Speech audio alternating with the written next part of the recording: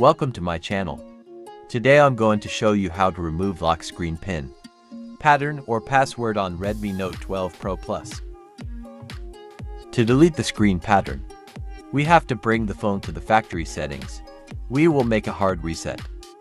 Perform a forced restart by pressing power button and volume down button at same time. When the phone is powered off, press power button and volume up button.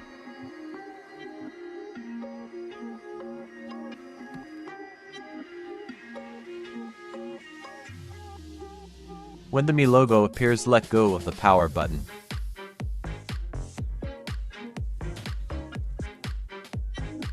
Now the phone is in recovery mode.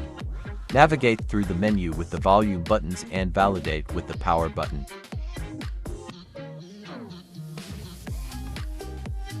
Go to wipe data and press power button. Select wipe all data and press power button.